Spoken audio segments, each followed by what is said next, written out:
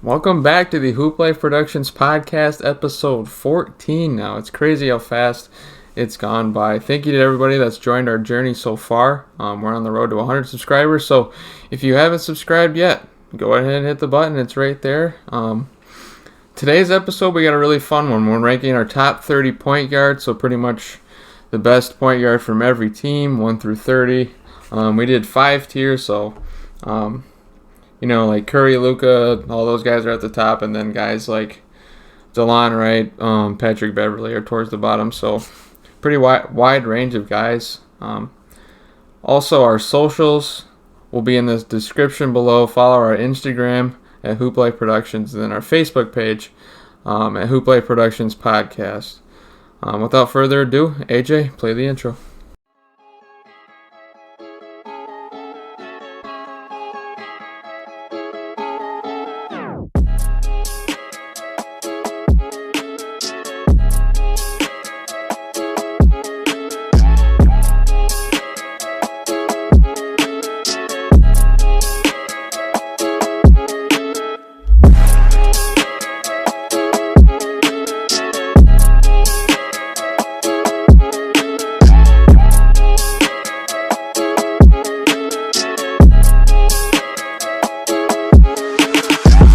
Alright, so Chance, I assume you have the same number 1 as me, the Austin Rivers.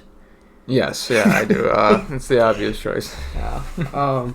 So like Chance said in the intro, we separate these guys all into tiers. We don't have the same exact tiers, I don't think, but obviously our lists are going to be different. But we'll start out with number 1. I have Steph Curry. And I do as well. I mean, that's just the obvious choice there. You go with the guy who's proven the 3-time champ, the 2-time back-to-back MVP. Like, his accolades are all there, and he's still doing it with a team that he doesn't have a lot around him compared to his usual squads. Right. I mean, their team is it's not a Kevin Durant, Klay Thompson, and Steph Curry backcourt, but he's managed to get them into a playoff spot at the moment. It's a really competitive Western Conference, but Curry's been one of the top 5 guys in the league, not even just at his position, but as a player overall. So Curry's reclaimed the top spot this year. Yeah, I agree. So at number 2, I have, this is actually crazy. He's only 21-year-old Luka Doncic, second best at his position already. If you're listening, if you were watching last night, he had a crazy game winner. Yeah, I saw that step back from like 35 feet. It looked just like the one against the Clippers in the bubble. Yep. Look, man, him and our number 3 guy that we'll go over soon are very close, and it's hard because he's so much younger, and you want to give the respect to the other guy. But Luka, I think for the fact that unlike pretty much everybody else on this list other than one other guy, he's not exactly like a textbook point guard. Like, that's what he plays. But no, he could play anywhere from 1 through 4, to be honest. And I think the fact that being bigger and being more of a 3 type of guy, those guys are usually the more dominant players that can win championships. Yeah. And I think that's the reason we got him over the next guy, which you can go ahead if you want to give. Yeah, my guy, my favorite player, Dame Lillard.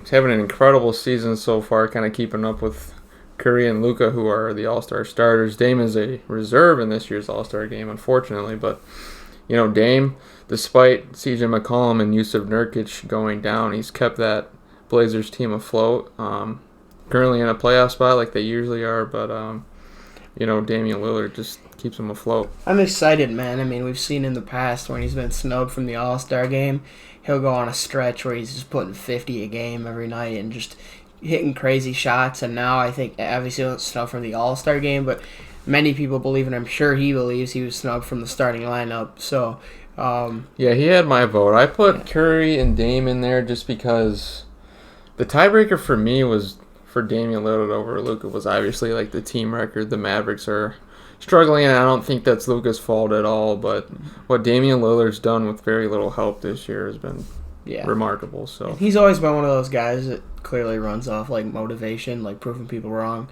Yeah. And if he goes another stretch like that again, it's going to be hard to have him at 3 when got under a guy like Luka. So we'll have to see what happens there.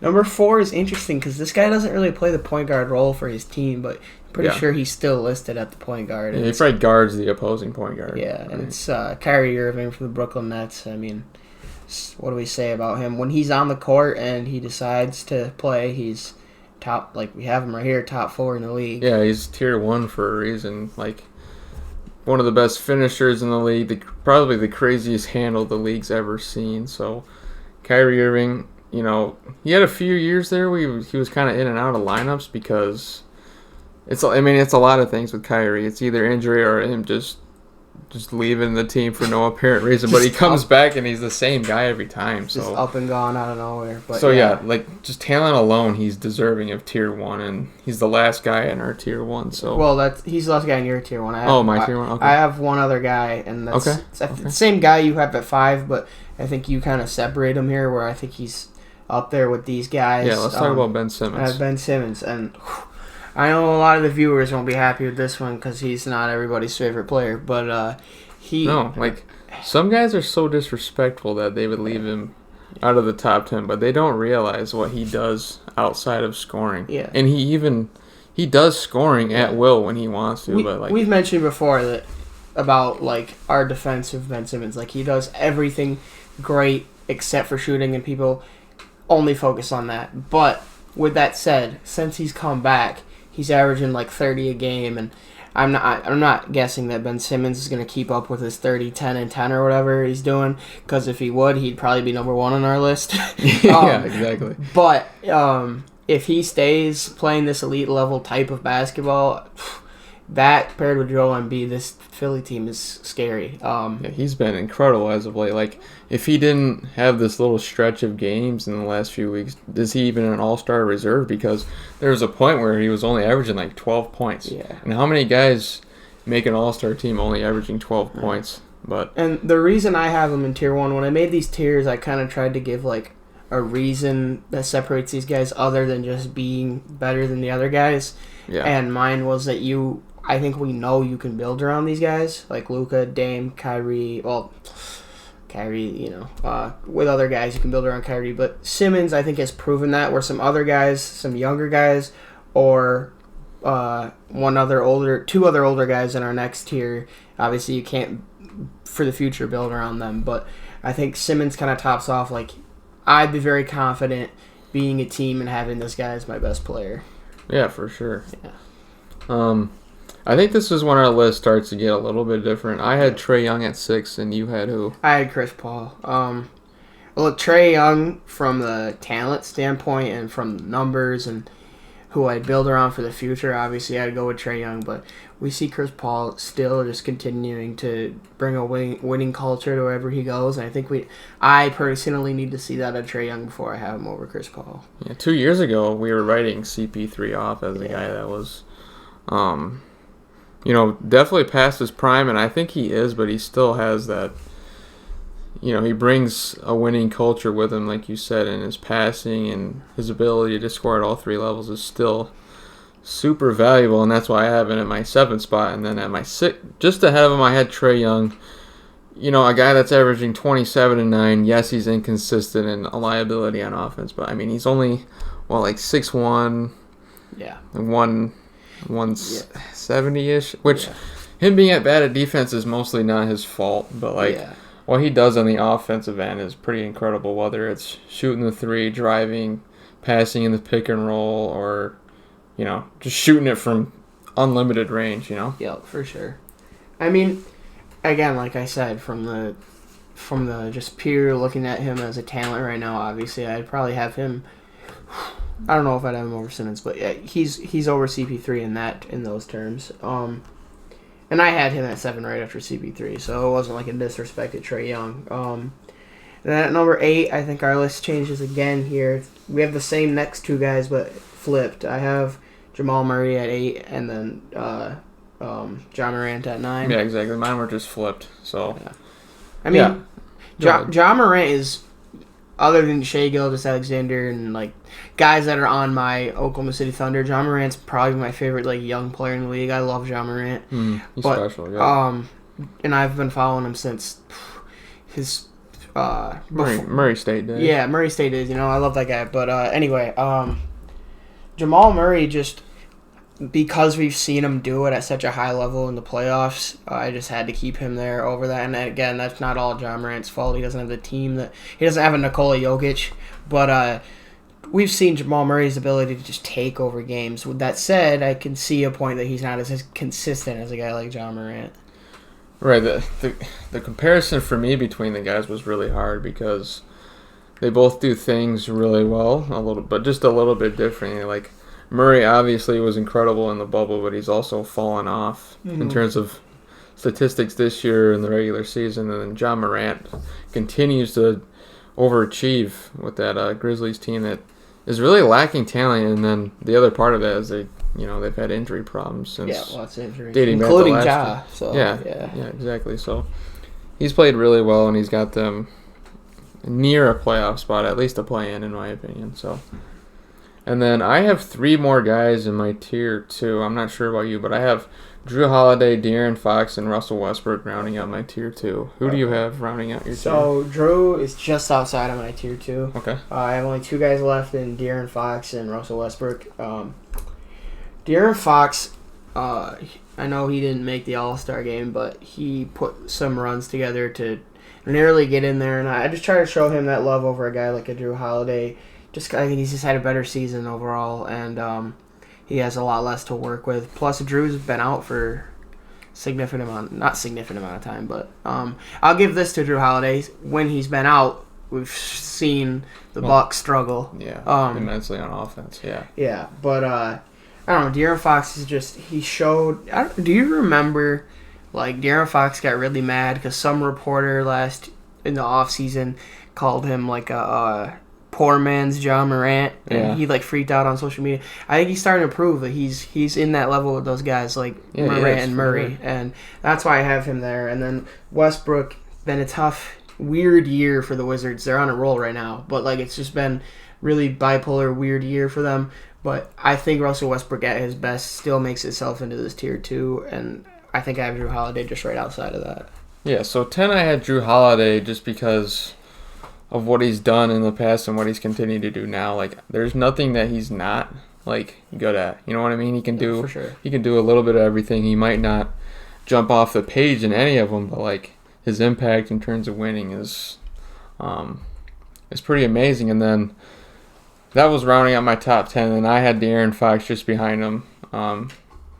He's had an incredible stretch of games here. The Kings, as usual, they're not winning as many games, but that's not really De'Aaron Fox's fault. He's done really what he can this season. And then Westbrook rounded out my tier 2. I still think he deserves the respect to be in the second tier. Yes, he's a little bit past his prime and maybe not efficient or a plus-minus guy, but he's still averaging a triple-double, and he impacts winning on certain nights. It's so crazy how that's normal to us now for him to just average a triple-double. Yeah. And it's somewhat inflated, but still, it's just... Yeah, but there's this side of stats that don't impact winning. We've seen it with a few guys at different positions, like Drummond. I've heard an executive say, this guy can put up 25 and 20 and not impact the game at all. And I think that's certain with Westbrook. I think there's at some nights. Hassan Whiteside's another guy who's in that category. Yeah. Just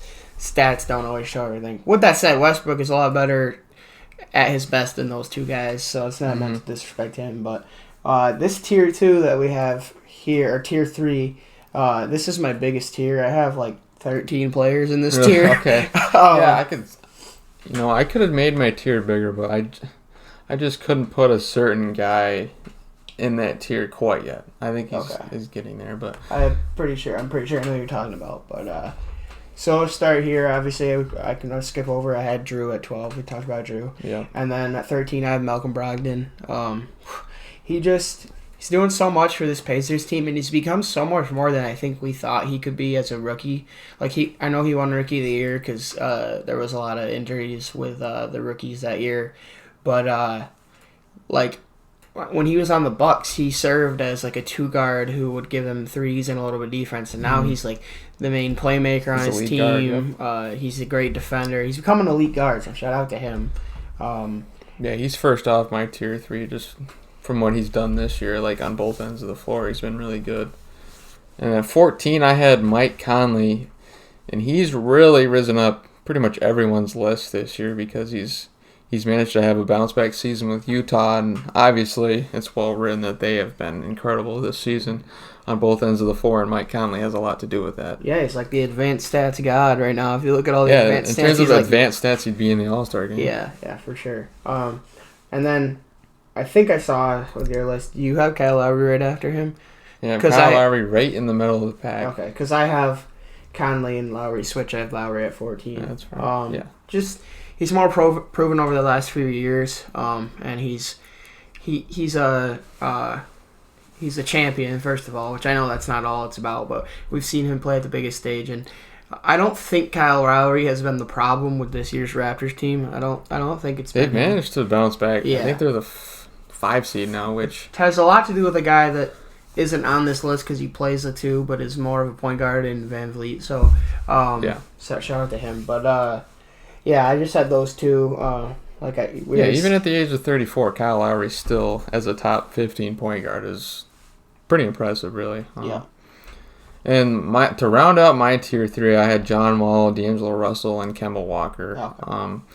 They were really the guys that I tried to tier this one to where it was all similar in terms of production, and I think my 6 guys were all pretty similar in terms of production. But John Wall this season, the Rockets have struggled as of late, but he still kind of shows flashes of being the John Wall of old, right? Mm-hmm, for sure.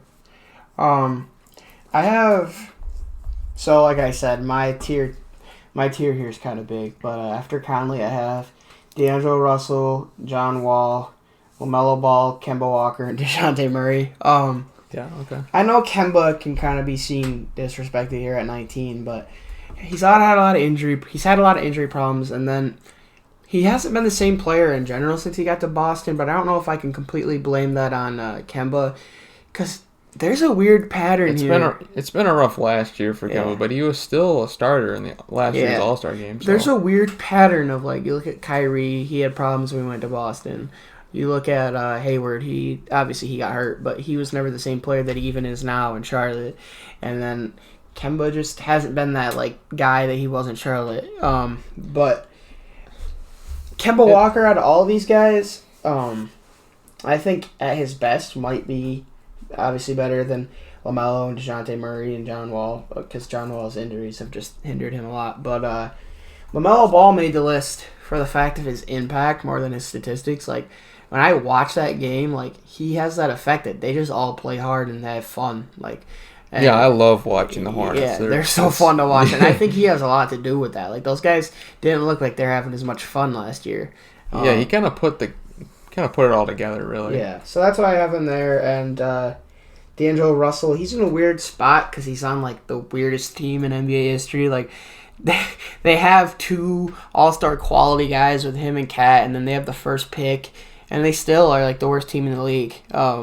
So he's hard to rank, but I know him as a singular talent, I have to have him right there. Yeah, and then DeJounte Murray is the last guy. He's proven himself on a Spurs team that's had a really surprising year. Yeah, I had him as my first guy in tier 4, but you were talking about D'Lo, and he's definitely fallen down everyone's list in terms of the point guard rankings. But I think it's weird to say, but maybe a new situation for him would be best. But he's also been traded so many times this year, so it'd be kind of odd. And obviously, D'Lo and Kat really want to get things going in Minnesota, but it's not happening anytime soon, really, with a new coach coming in, and maybe that new coach is the missing piece, but I highly doubt it. But D'Lo's still a good player on the offensive end, but he's not as highly ranked as he once was. Mm-hmm. Yeah, he hasn't really had that situation like he did in Brooklyn either. So that Brooklyn team is a lot like this Charlotte team. Yeah, it's just fun to watch. Overachieving and a lot of fun to watch, mm-hmm. Right? Yeah, I totally agree with that. And my separation here for this tier 4 is guys that are very serviceable as starters, but I think I would prefer to have them coming off the bench as 6-men. Okay. So my first guy is the ultimate 6-man, Dennis Schroeder. So Okay. Just who is the starter, but he still is the ultimate. yeah, that's what I meant. Yeah. He's just, he can get you a bucket at any time. He's really good at finishing under the rim.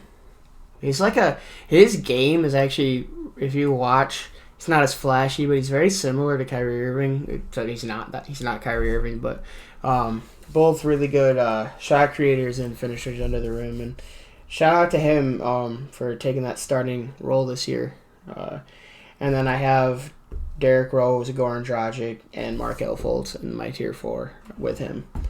I'll just go over my tier 4 right Okay. quick because I think it's the best thing to do. I had DeJounte starting off tier 4, and then Goran Dragic, and then LaMelo Ball, who can definitely rise up my list a little bit with how he's playing, but I'm just not quite ready to put him in that conversation. Then Dennis Schroeder, Eric Bledsoe, Markelle Fultz, Kobe White, Derrick Rose, and Darius Garland rounding out my tier 4. So, let's talk a little bit about what DeJounte Murray is and what he's done this year. He's helped that Spurs team overachieve, really. He's great at attacking the basket, can shoot the 3 at times. Great defender. Yeah, a little bit. Yeah, a little bit of mid-range, and then obviously what he does on the defensive end is the best part of his game. He's kind of, I think DeJounte Murray is what people think Patrick Beverly is. Yeah. Like in terms of defense. We'll get to Patrick Beverly later, but shout out to him, and I've loved him since he came out of Washington, and he's he's got a Seattle guy. Yeah, he's got a really good frame for like a modern day point If he gets guard. that jumper really down, like when he's hitting it consistently, then he's gonna be dangerous. Yeah, I like what the Spurs have going. I don't know about you, but they have a very under the radar core. Like people want to talk about DeRozan and Aldridge, who's kind of washed up, but I don't think their young core gets enough recognition for what they're doing. They have a really good mix of young core with a few veterans, and I think that's the best you can do in terms of rebuilding. I would agree with that. Yeah, like everyone thinks all young, but I think it's good to have a few vets on that. There's team. only so much you can develop when you're all young guys. Like if you're a 19-year-old coming into the league, you're gonna want a guy who's been there to teach you, not just these professional trainers that want to make you a better player. You can learn a lot just from a guy who's been there and done that. You know what I mean? Yep.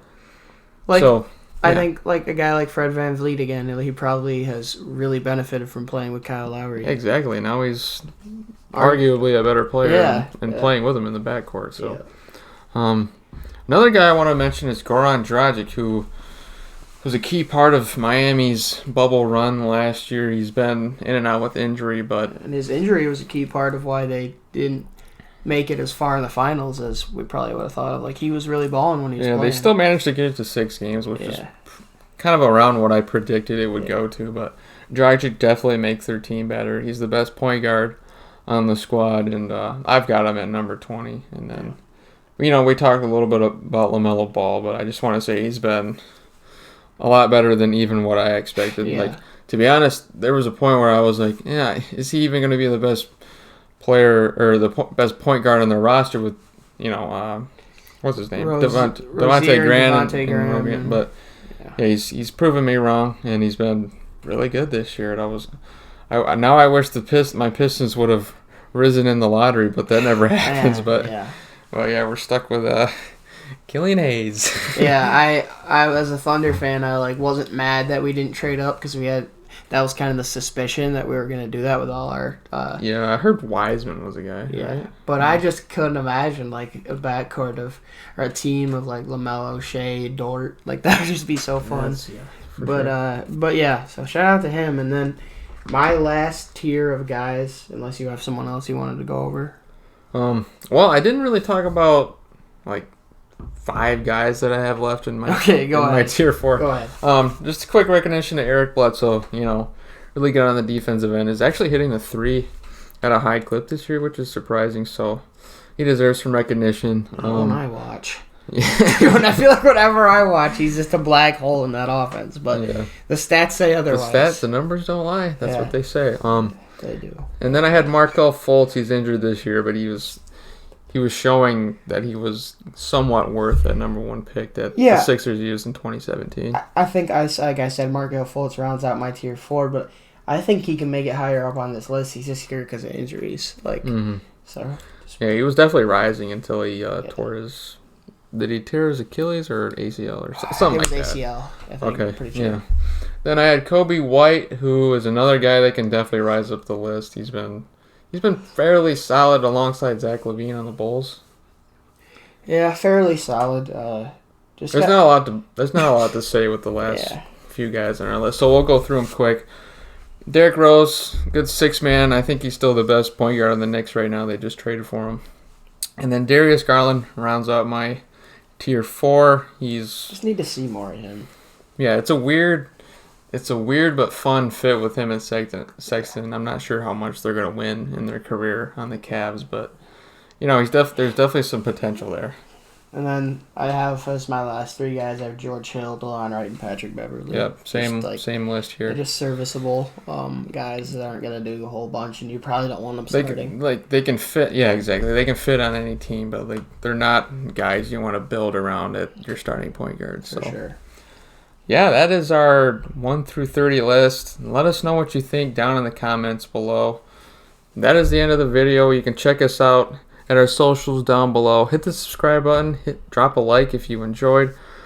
We are the Hoop Life Productions podcast. We'll see you all in the next video. Have a good one. Thank you.